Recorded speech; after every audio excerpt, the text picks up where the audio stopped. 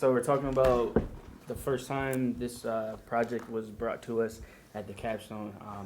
As far as myself, I would like to say that it was a little bit, it made me nervous a little bit just because the idea of who we were dealing with as far as the interviewing. For me, this was a first time experience talking with elderly people. So, it kind of made me, I didn't know how to, the biggest one was how do I approach someone? The fact that Jerry was talking about the whole, and professors, they brought up that we have to talk to someone 75 years and older. So the biggest thing for me was, well, how do we know if they're 75 years or older? So the first thing for me was the approach. Like, how do I approach someone when it goes to... Yeah, like, you don't want to, we don't want to offend someone and be like, oh, are you 75 years old? Because we're kind of trained to be like, oh, that's rude to ask people their age and things like that.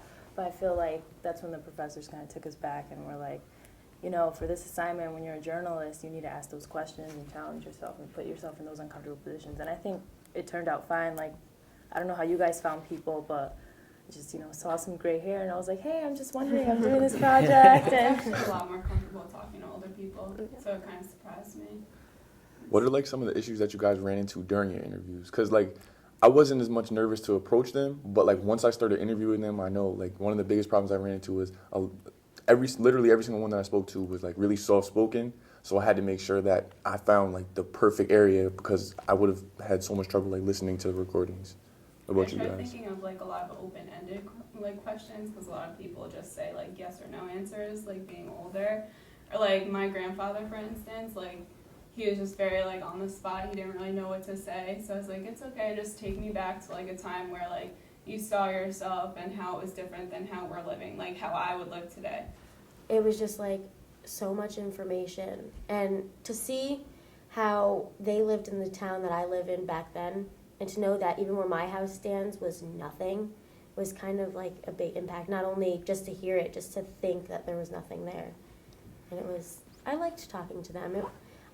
Talking to older people is like, I don't know, it's just so liberating, I think, because they experience so much and yet they're saying we're the generation that has it hard. And I can't believe that at all.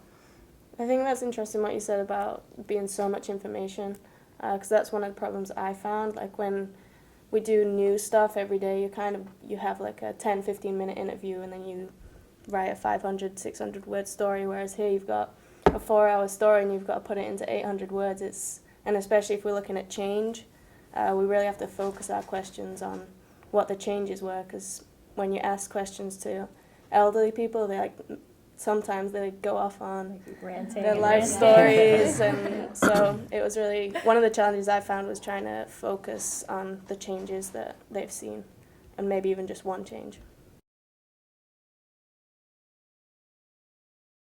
I think we need to learn how to appreciate everything in life and really just live in the moment. Like I feel these older people are so passionate about their past and their experiences, and I feel like we should really sit there and become passionate about what we're doing in the moment instead of being on our phone or just being obsessed with social media or things like that.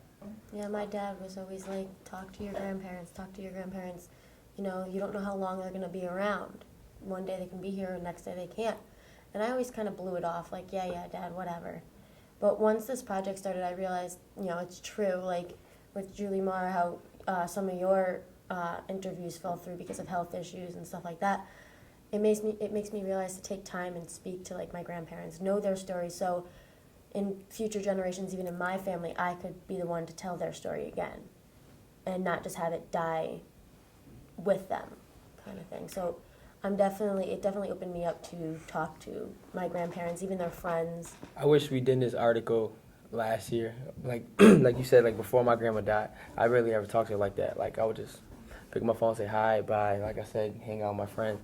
But like when I was actually writing this article, I was thinking about my grandma, like, damn, I wish I can go back and open up to her more and like talk to her. But this whole experience really made me appreciate my last grandma and my grandfather as well too.